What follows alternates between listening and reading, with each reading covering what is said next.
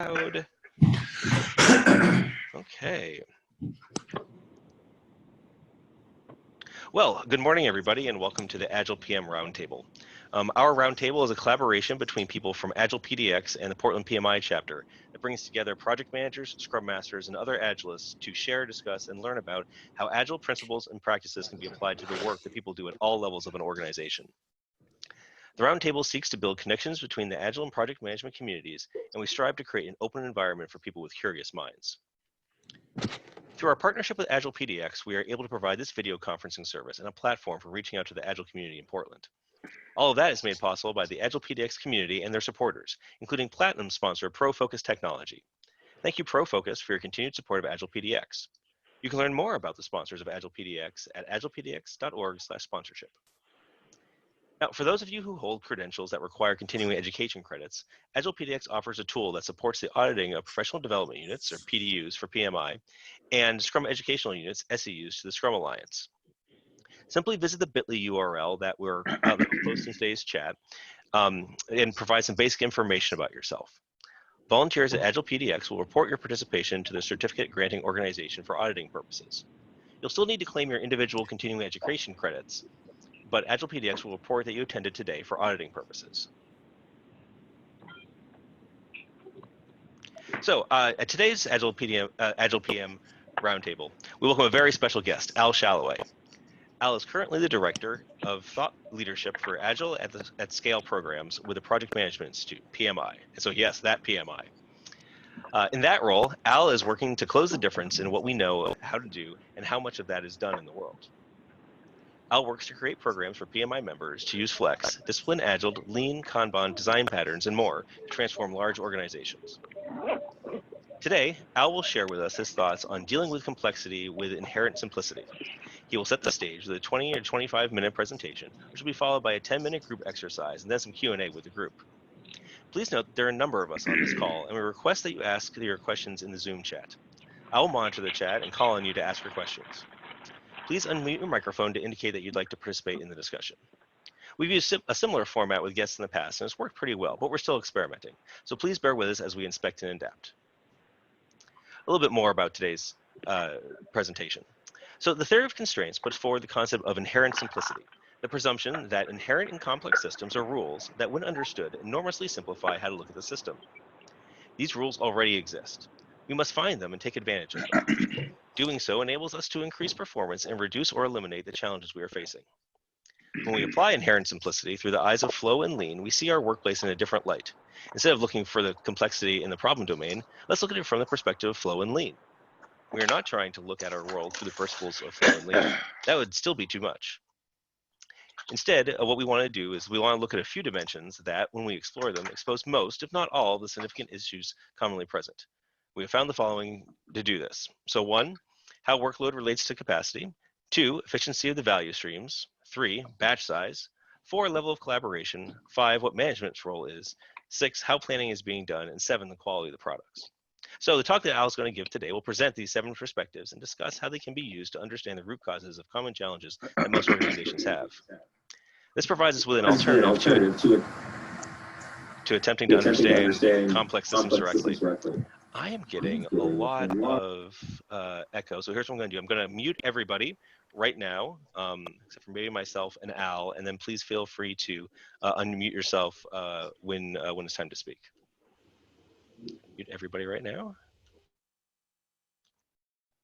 I'm going to, let's see, I believe I am still unmuted, and now Al is unmuted. Wait a second. Unmute that, unmute that. Okay, I can see a lot of people. Nod if you can hear me. Excellent. Thank you. I'll go back. And actually, speaking of the recording, so Al has asked that we record today's session, and with his permission, we will make it available to confirmed registrants and to the community via the Agile PDX Slack. We plan on recording the entire event, including the Q&A. If you have any questions or concerns, please feel free to use the chat during the meeting to discuss them with me.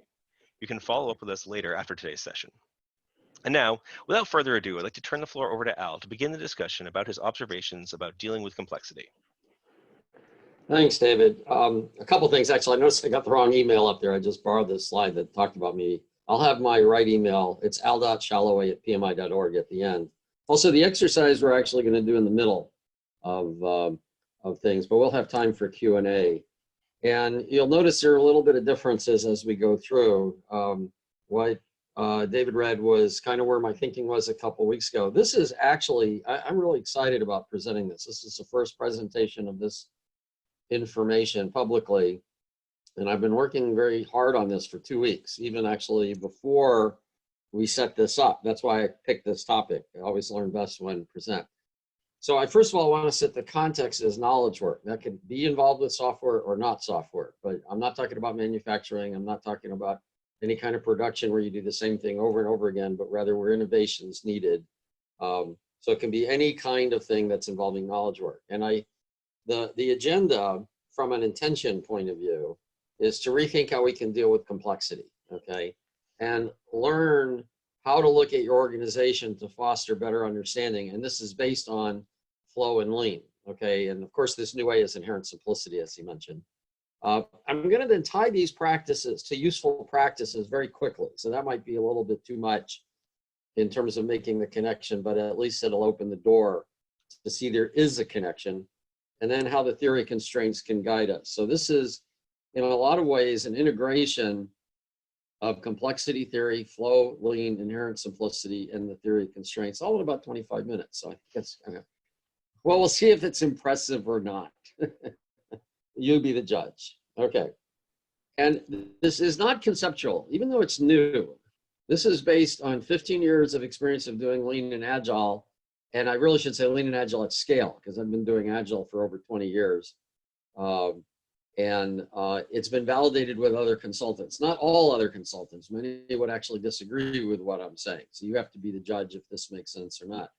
But there are many associates I have who take an approach similar to mine in terms of how looking at people's problems and solving them. And I believe what I'm going to be presenting in the next half hour is an explicit statement of how we've been doing this tacitly for 15 years. So in some sense, the talk is new, but the information is mostly taking tacit knowledge into an explicit process. Okay, so let's get going. So I'm going to introduce complexity on the basis of the Kanban framework because this seems to be the best known one, and a lot of people are very excited about it. And it is pretty useful. There's no question about it. In Kanban, you look at things, well, like down here on the bottom right, these would be obvious things. You know, it's there's no degree of freedom. You can have best practices. You do this, that happens. You do that, then this happens. You know, it's kind of very simple. Complicated is when there are many of these things, and as a whole, you know, you can actually figure it out, even though there are a lot of things that could go wrong. So obvious might be you turn a doorknob and the door opens. You know, if it's a simple lock. If it's a combination lock or something, well, that might be complicated, but it's still pretty much deterministic. Complex is actually when you're in a system where the sum of the parts does not equal the whole. The system interacts in such a way that it's not really predictable. You can never be sure what's going to happen. It's just incredibly complex. It's not complicated, because complicated you can figure it out. In complexity, you really can't figure it out. There's just too things going on. You're never quite sure about things. There are also chaotic environments where there are kind of rules, but you don't really notice them, and a lot of stuff's happening.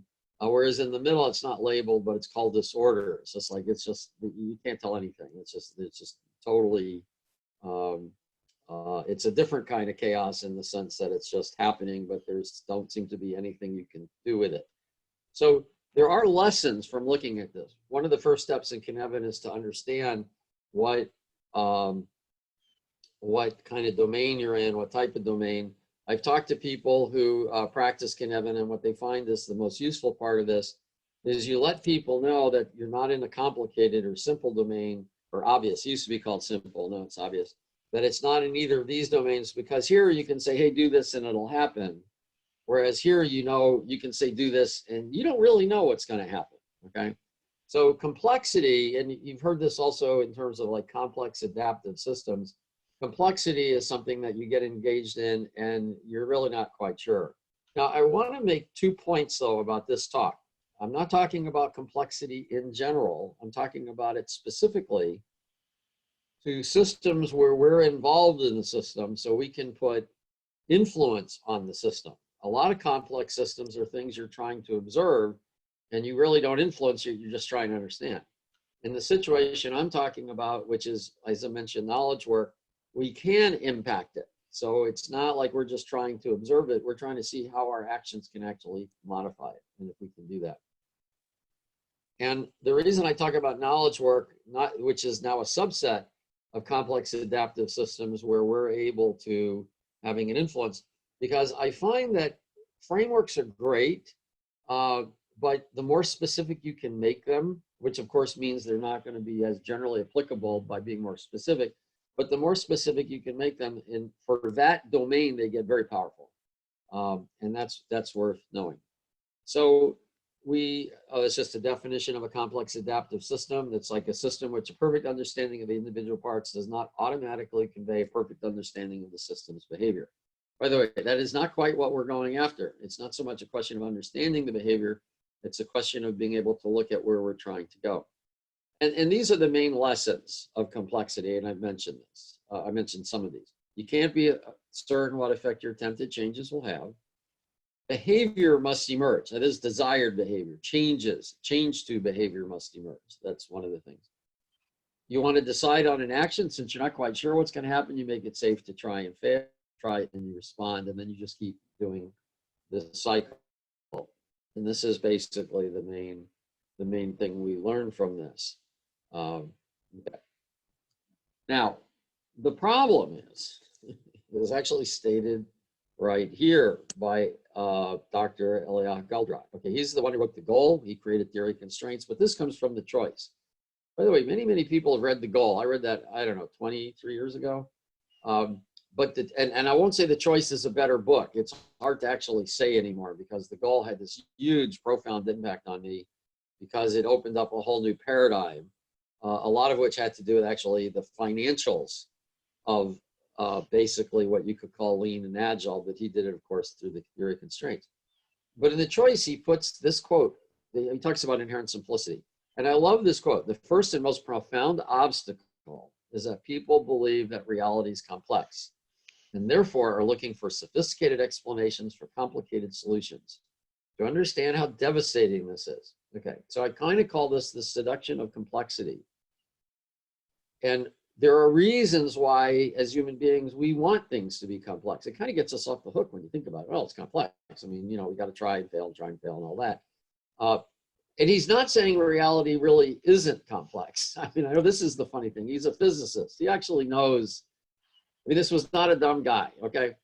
What he means, though, is if you deal with it as if it's complex, you kind of get enmeshed and admired in it, and you lose a lot of power. So the question is, how do you look at it so it doesn't appear to be complex? And I'll leave the nature of reality and complexity to metaphysical conversations, which I could have lots of them. You have no idea where I am in this. I'm as far out in my place as you can get, seriously.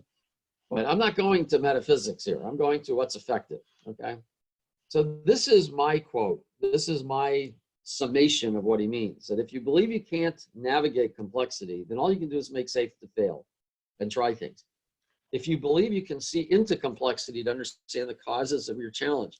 Now, this may not be, this sounds a little contradictory because I'm saying, well, you can see cause and effect, like simple or complicated. But a metaphor I used once is, let's say there's been a flood and you're trying to drain the basements of all the flooded houses. And how you're going to have to do that is going to vary all over the place. There's not one way to do it. But you know what? We are so messed up in knowledge work.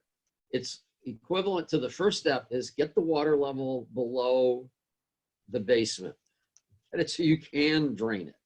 So there are some things that are just so widespread and global that we, in fact, I think can do those. Okay, like multitasking might be an example. Like we know if we reduce multitasking, things will get better. So there are things like that. Now, so if you believe you can see into complexity to understand the causes of your challenges, then you never fail. Why do you never fail? Because you either improve or you learn about your system. That's not failing. See, I call that learning fast. Now, that doesn't mean you don't want to make things safe to fail, because sometimes like when people are trying something new and they don't even know how, they may not even learn that much, but you want to make it okay to experiment. So it's safe to fail, but also improve or learn. Really not this simple. I posted this once and somebody said, do I mean that to be binary? It's one or the other. No, of course not. I love Don Reinertson's quote once when people at a conference were talking about it being this or that, and he just quipped to me, you know, people have been around zeros and ones too long. It's not this or that. So it's really not that simple. Okay, so what do I mean by inherent simplicity? Okay. This comes from a 4-minute video I watched, and I'm going to give you the reference on the slide when the slides are released. I will give those to you so you can get these links. If you try to make a complex system simpler, you still have a complex system. You know, here's a really big insight.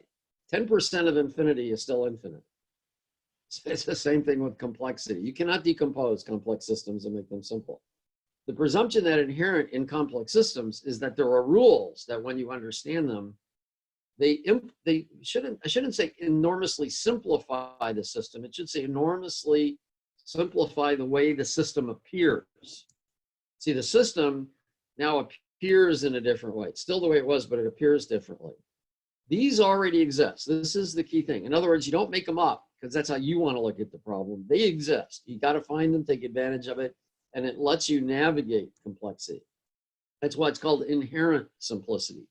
These are there inherently, and we're trying to find them, okay? Also, understanding is insufficient, what to do with them, okay? And there'll be a link. It's brilliant 4-minute video by Dr. Goldratt. Okay, so I want to step back and just look at, so if we're going to discover these, I guess this is a way to say this. If we're going to discover these, then how do we discover these? And what I have seen from using Lean for, oh my goodness, I think I started learning about Lean in the 80s when I started studying Toyota and Deming. I just got very fortunate to have a business consultant who thought that was a cool idea, and I just trusted him. So I've done Lean and then Flow, Don Reinertson's Principles of Product Development Flow. It's a big book, but I suggest reading it. There are a lot of lessons from Lean and Flow. This is not all of them, but these are some of the key ones that are there.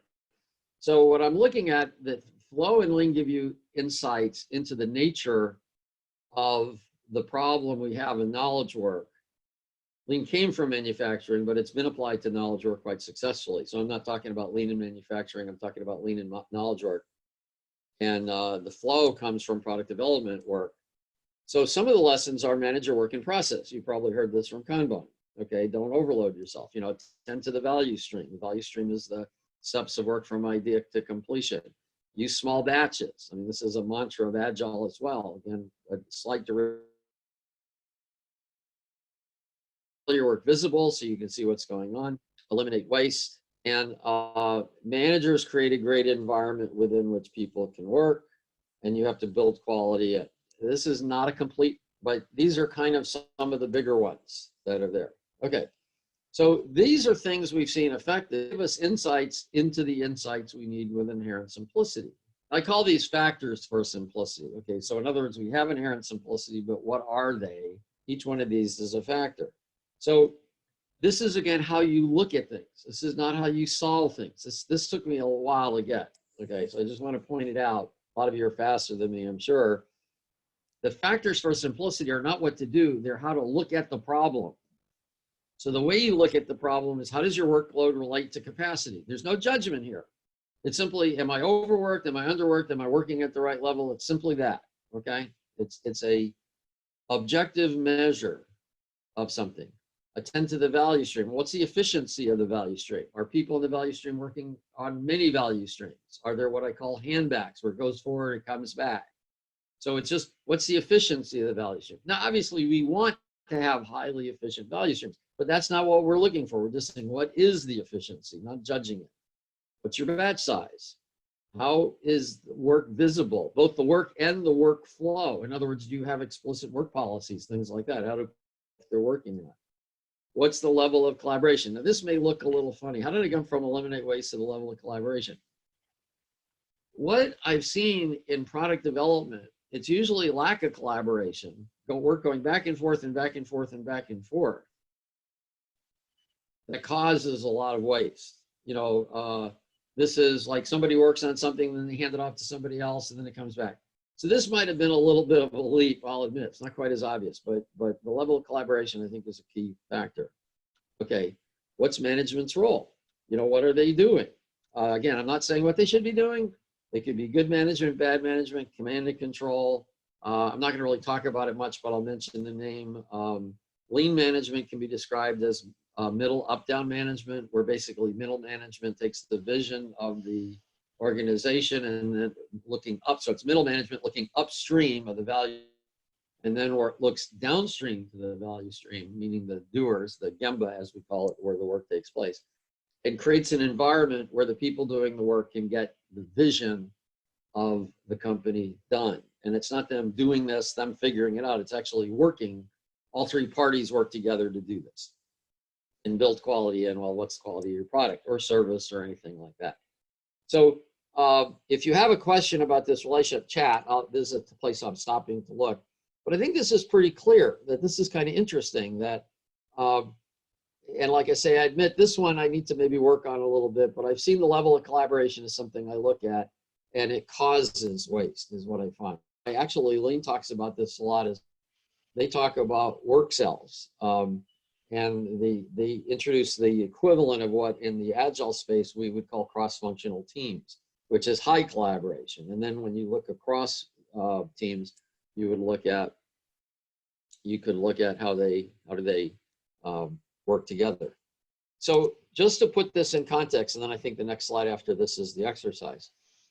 Be clear, we're not trying to come up with a solution, but rather how to look at the problems that are there. And these are just the 7 of them: workload, efficiency, batch size, visibility, collaboration, management's role, and quality.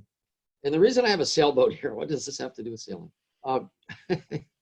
Is because when you sail, either with the winds behind you or the winds to your side, it's not a problem. You can just go really fast, really nice.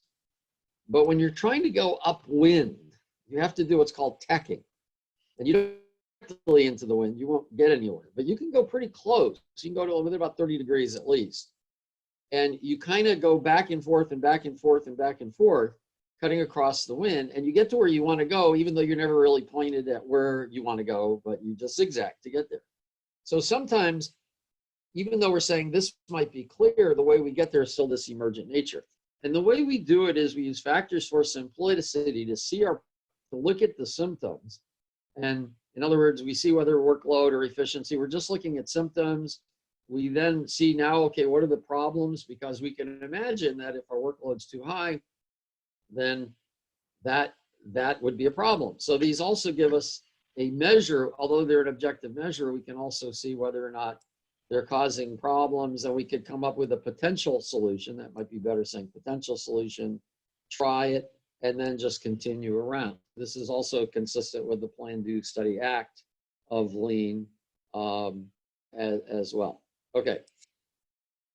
So here's the exercise. I'm going to give you well, actually, I'm going to give you as you'll need, but here's how I want to do this. So these are the 7 factors for simplicity on the screen. I want you to, however you do it, your computer or write it down on a piece of paper, consider 2 organizations that you've either worked with or that you're familiar with. You've either worked with, consulted with, something like that. Think of 2. And if you want to think of a group of ineffective and a group of effective, that works fine. And then I want you to think of on a scale of 0 to 10, 0 being bad, 10 being really good. I want you to think about how workload related to capacity. So if at an effective organization, workload was really good, it was just the right amount, that'd be a 10. If the workload was like, oh, everybody's got 5 times the amount they could do, that would be a 0. And then anything in between, okay? So you need to get 7 numbers in this column, 7 numbers in this column, then I want you to add them up. So you'll end up with 2 numbers. One is the total, not the average, the total of these 7 numbers and the total of these 7 numbers. In one line on the chat, just have the ineffective first, then the effective, and just chat it. And you got 5 minutes or we'll see how much time. I'm going to have the chat box open, so I'm going to see, just put in the two numbers. When most people have gotten an answer, I'll then go on. This is an experiment. I've never done this before. If you have questions, please let me know. Put it in the chat. Excellent. Okay.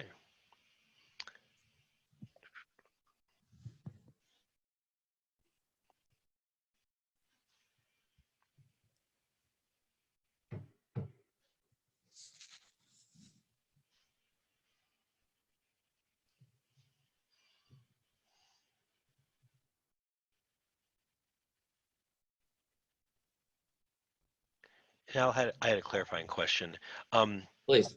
Is it that we are ranking them or that we are rating them? So for each cell, it's a evaluation from 1 to 10, or are we looking for like 1, 2, 3, 4, 5 in each column? Well, 0 to 10 in each column row. Each cell. You're right. Yeah, each Okay. cell. So you'll have Yep. 14 numbers. Thanks. So like if you're using big batches, if like your batch size is you put in a 3-month piece of work to get it done, I consider that pretty big. Maybe that'd be an 8. I mean, maybe that'd be a 2 because it could be a year, which would be 0. And if I'm doing batches where it's like I'm actually building every week, I'm building something and delivering it, then that would be a 10. Does that make sense? Yes. Obviously, I'm trying to see if there's a correlation between what I'm saying and your experience. So the numbers I'm hoping to get, but let's find out,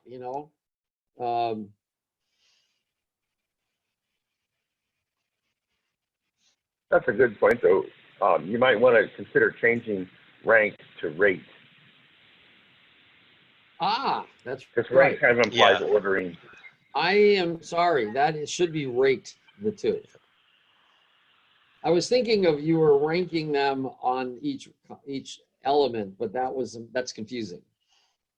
So you're absolutely right. Rate the two from 0 to 10. And I think I'll actually change that rate the 2 to 5 in the future, but right now it's rate them from 0 to 10. Let's not change that.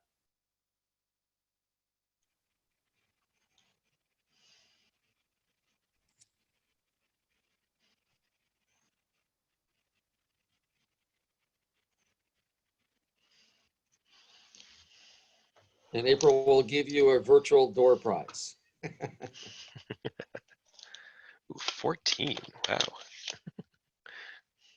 Yeah, I'm not surprised. My experience is that the ineffective ones are pretty low down on the list.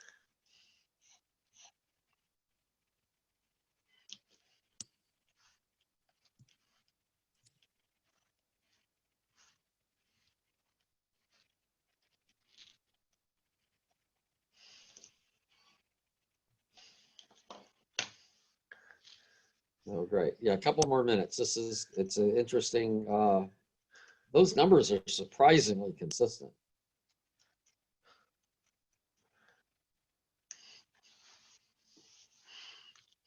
These are between a ratio of 3 and 4 to 1. That is, except for this one.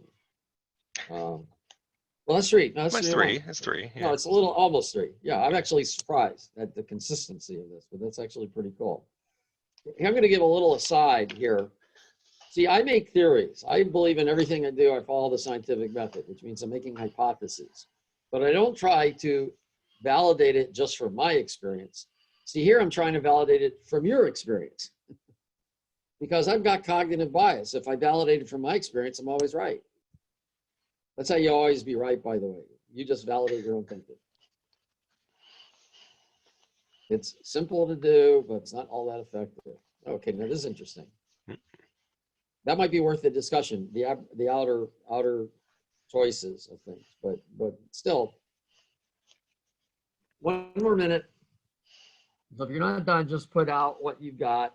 I always find the outliers are the most important or most interesting discussion points.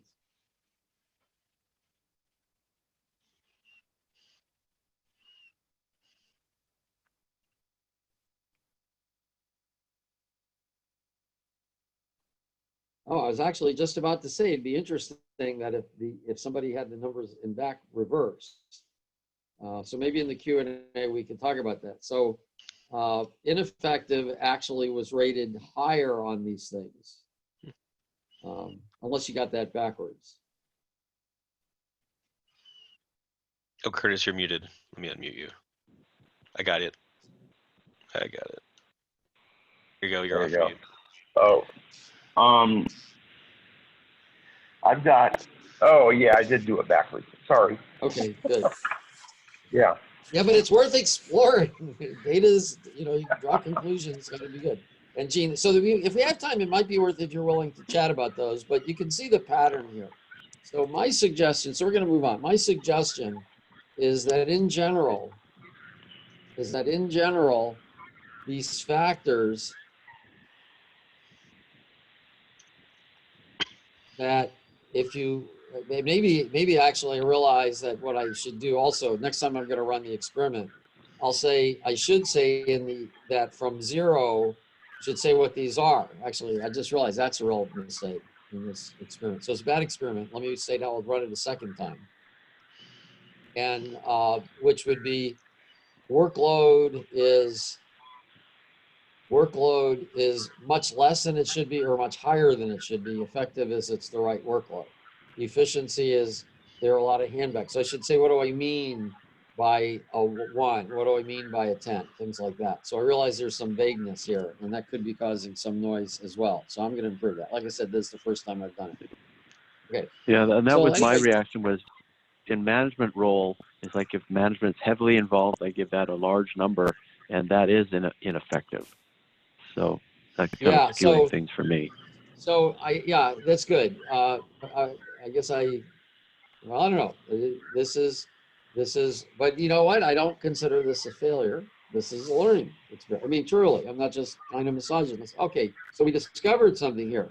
I'm asking for a linear ranking when in fact it's not a linear ranking because too little work and way too much work, you know, you have is on either end of the extreme, but both would be workload relating to capacity. So I'll have to redo this. This is obviously the factors we're talking about that you have to have a little sophistication on. So workload is, are we running at, you know, utilizing people well, but not overloading them? Do we have handbacks? Do we have streams crossed? Are the batch sizes the appropriate size? You know, what does visibility work and workflow mean? You know, what do these actually mean?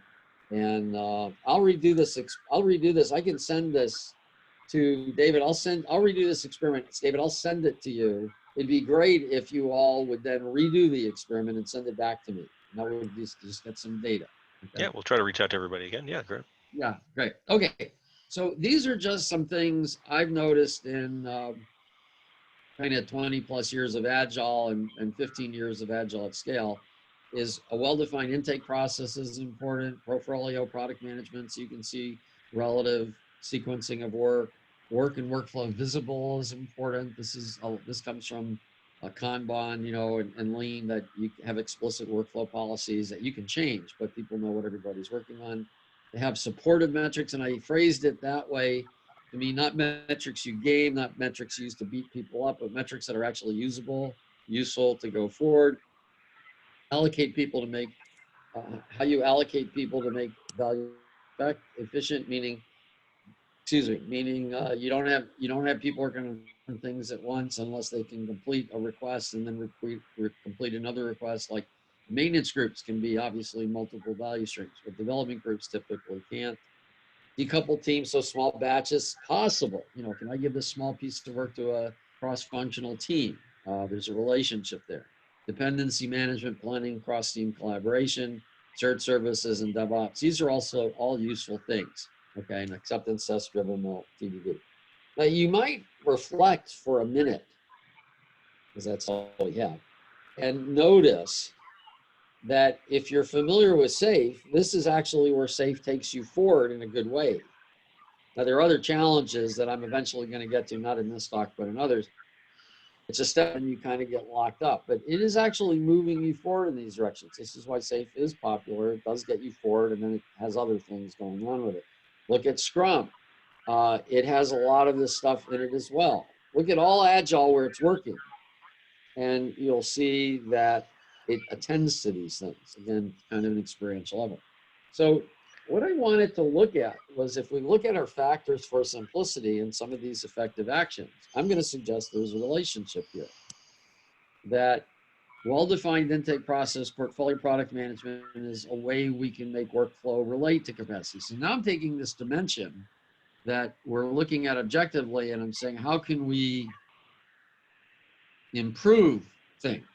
Okay, how can we move them to being more effective? You know, portfolio and product management, you've probably heard of project to product, but if you haven't, it's the idea of having your value streams based around products and services, where you have dedicated people in the value stream who are dedicated to that product or service in the building of it, allocating people to make them efficient, use small batch size so they can go through quickly. Batch size relates, again, portfolio and product management.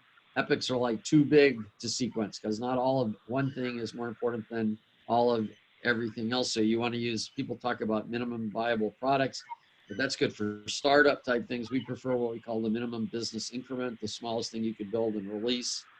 They are different. I'll give you a resource for that if you're interested. Visibility of workflow. And you can see there is a relationship here between these, okay? So the factors for simplicity are how to look, but they also can say, oh, if we are way overloaded, then maybe that's something we have to deal with. If our batch sizes are very big, maybe that's something we have to deal with. If we're not collaborating, then maybe that's something that we have to deal with. And that there is a relationship, there are potential solutions here, okay? Okay, so I mentioned theory of constraints, and all I've been talking about is complexity. Okay, inherent simplicity comes from Dr. Goldratt, but it's not quite in theory of constraints directly as we normally think about it. So where does it fit in? Well, the theory of constraints tells us what we need to do is to work on the constraint. Like not having an intake process might not be that bad. If in fact something comes in and there's always one team that does it, we just put it on their queue and then have to go to them. Well, that won't be a problem. That's not a constraint. But if it's causing a problem like multitasking or overloaded teams, then it is. So what actions we should take first, we get by looking at what are our constraints, what's causing problems. You know, we base this on what's basically holding us up. What impediments to flow do we have? You know, and when we're going forward, we of course want to avoid cognitive overload. So you might see a lot of things to do, but you may not want to do all those things because you will overload people. That doesn't mean you can do only one thing at a time. If I do something that's maybe all management can handle, that doesn't mean I can't do something in the development team or vice versa. So it's something you look at different parts of the value stream of different players to see what to do, but you can use theory constraints. We recognize behavior emerges, but now we actually have confidence that we're dealing with the right thing. My own experience is that you can get the right thing to work on. This is a fuzzy number, but you know, I would say about 2/3 to 3/4 of the time. And when and that if it doesn't work, you can usually discover something that's not like part of flow or lean, but just has to do with people's attitudes. And what you can learn is either you're really in trouble, you have to deal with these attitudes, or you learn what really is causing problems. So I would say if you predict the outcome by trying something once, getting feedback, and then trying it something else, but based on the first one, and you can be 95% accurate with those two tries, that's pretty good. It's better if you could be 95% the first time, but very often you can do that, okay? And that's my suggestion, very high rate. Okay, so there's my correct email address. I am done with it. Now it's question and answer time. Excellent. Well, thank you so much, Al. So if people could pose their questions in chat, and then what I'll do is I'll call on you. You can unmute yourself and ask your question of Al. So April, you have the first question. Great, thanks. So Al, I was just interested in your experience in this translation from theory down to tactics. Have you seen a decline as you transition people through that, where they focus more on the tactics and fail to understand how the tactic affirms the theory? So an example of minimizing multitasking and controlling WIP.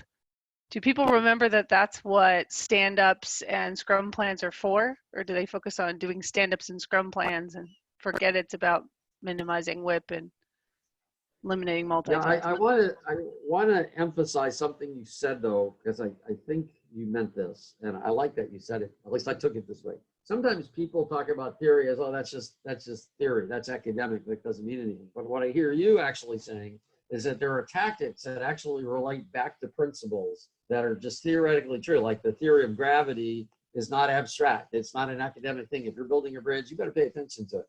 So now this is a fabulous question. So this is a problem that we have as anybody trying to be a change agent. Very often, my experience and actually evidence I've read about is that most people, like, 5 out of 85% or so, it seems to be, tend to think very much in tactics, tend to think very much in the concrete. They do not think abstractly. They do not appreciate the theory. So what you're saying is absolutely perfect. So what you want to do in presenting this is actually to, as a consultant say, is you want to understand, okay, well, how do I navigate? But now, how do I create a plan for them based on what you do? And this is something I found. There's another dilemma here that's interesting, which is that people do need a specific way to start. Okay, but of course it has to be tailored to them because there's not a specific way to start for everybody. So as a consultant, and now I'll put a little plug in for the work I'm doing at the PMI. The PMI acquired Disciplined Agile and Net Objectives. And Disciplined Agile is about choice, how to choose your own way of working. And what Net Objectives, they were most interested in the acquisition is the system I built called Flex, which is how do you create the overall view of things. So what we want to do when you are going to give a solution is very often is do an assessment, use the inherent simplicity, look at what's going on, come up with work with them, because as an outside consultant, you really don't know what's going on ever. Come up with a set of tactics, but relate the tactics back to the principles.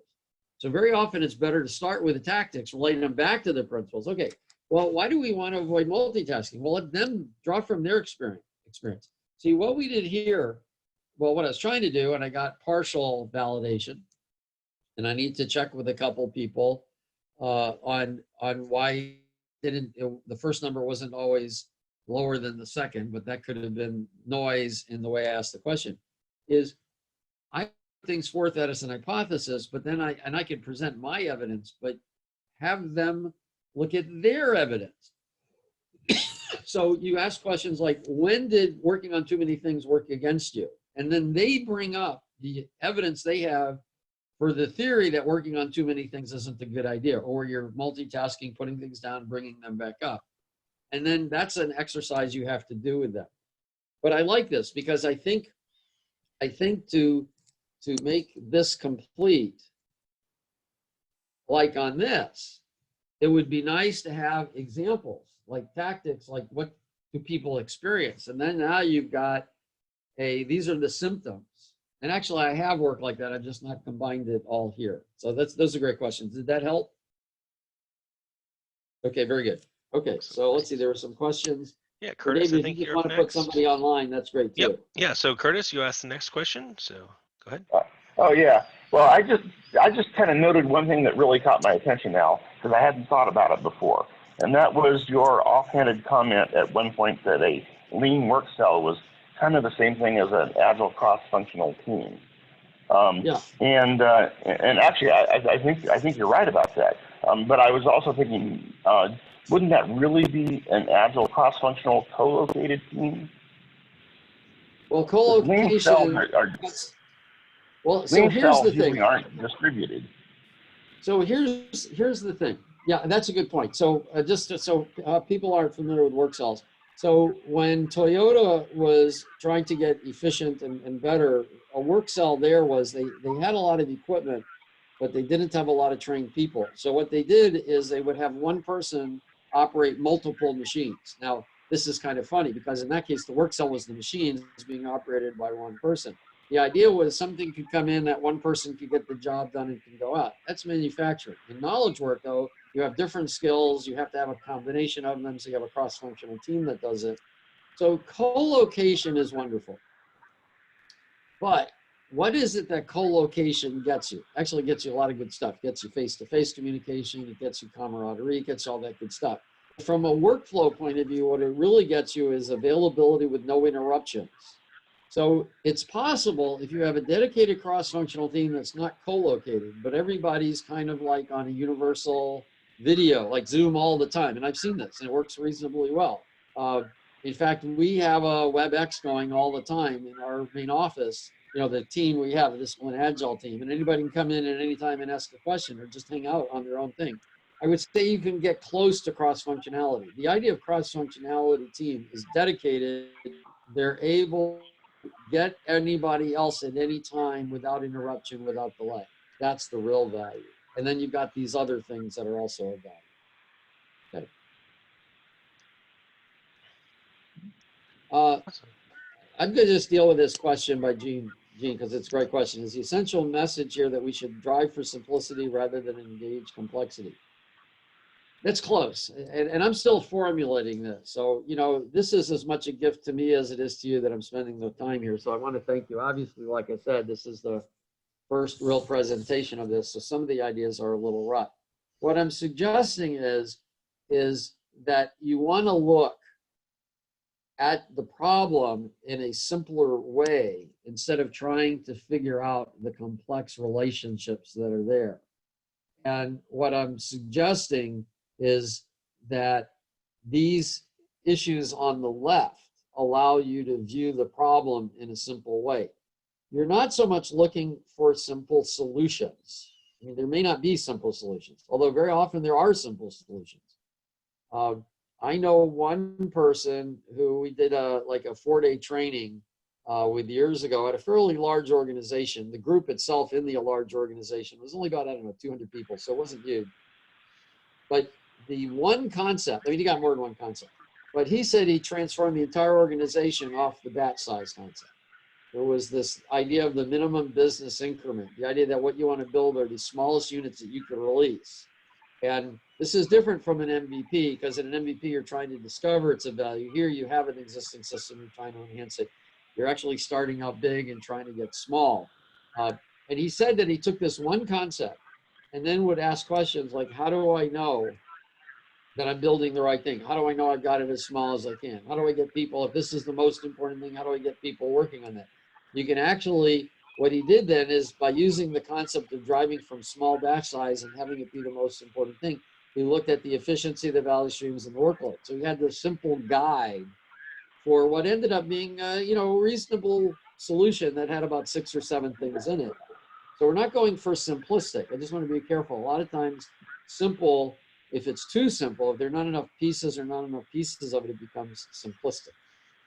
But yeah, trying to figure out, this goes back to what Goldratt says in his video. He says complex systems are so complex that making them, you know, you can make them simpler, but they're still complex. So trying to decompose a complex system, you can't do it, for one thing. Again, it's not the sum of the parts. So it's how do you look at it to find better solutions? And this is why I get admired in the complexity. Actually, I came up with a term for this. I call this complexity paralysis, where you're kind of, well, I'm now nervous about even doing anything. And what we want to do is be learning. Okay, any other questions? I don't see anything here in the chat. Looks like Lisa just posted one. Lisa, would you like to ask your question? Oh. Or is that more of a statement? Oh, I love that. So, sorry, couldn't hit the mute button, which shows you where I'm at this morning. Anyway, I was just thinking, because I've been having conversations with team members as we're moving forward on some different projects. You know, if you plan to fail, you're going to fail. And Yes. Just listening to what you're talking about, Al, and what other folks are also saying, you know, we have to plan to the gold standard. We have to plan to succeed. And I appreciate what you said, Al, that you have to have, you know, fail-safe plans and backup, because, you know, ultimately we need to have that to mitigate risk. But don't insert complexity where you don't have to. You know, don't make it worse. I think it's this knowledge. It's a mental shift, is what I'm hearing you. Yeah, no, I love that. I love learn fast, not fail fast. Yeah. And in the choice, the choice is written as the story between Dr. Goldratt and his daughter, Ephraim. And she talks about, well, if you try something and it doesn't get you the result you desired, you've got to feel disappointment. And he said, why? I tried this and I learned something. I'm not disappointed when I learned something, you know, and that's the whole point, is that you want to set it up so you can learn. Now I'll tell you where fail safe is sometimes useful, and at least in my experience, it correlated with bad management. And I'll talk about it from a personal experience where I was the bad manager. So when I ran net objectives, I was not the best manager. That's a euphemism. Was in the first several years, I was absolutely horrible, and I got to be tolerable the last 10 years. And one of the problems I had with people is I would know how to do things, and they often wouldn't. And then when they would sometimes have this hesitancy to even try because they didn't want the wrath of Al. Okay, they made a movie about that. No, that was Wrath of Khan. So there was really this fear of, oh my God, I'm going to try to track this, and Al's going to get on my case, and Al's going to show me how to do it better, and he's going to give me this tone and crap. See, that's not safe to fail. So they were paralyzed to get something done. So there is safe to fail in that thing when you're actually, you might even have a simple problem, but you're afraid to try something. But you want to make it safe. You really, when you're truly engaged in this, you're not failing ever. And I totally agree. We create our reality. I told you metaphysical, I can go there. When we're looking to fail, we will fail. We create our reality that way with what we expect to have happen. Okay, another question?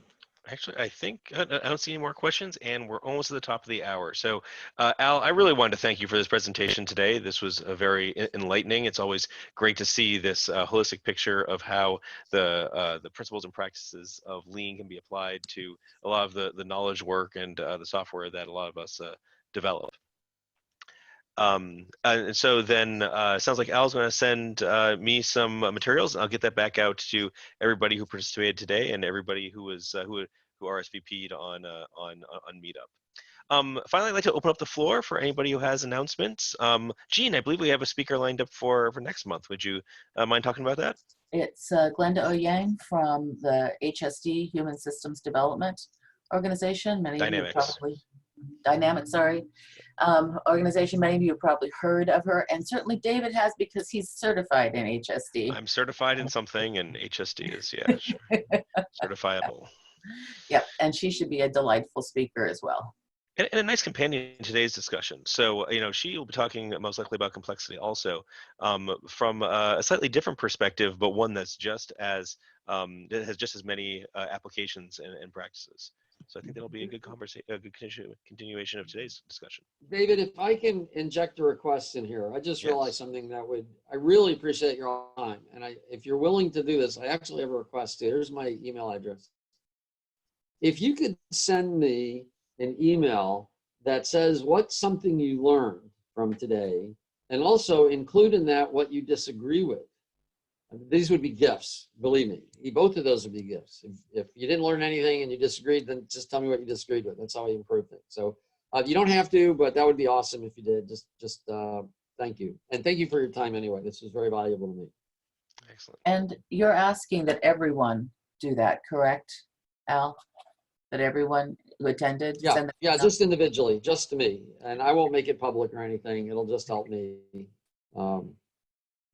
improve this talk. And I will insert in the slide deck I give you, David, I'll insert the improved exercise. So if you could do that exercise and send me the numbers, that would be awesome.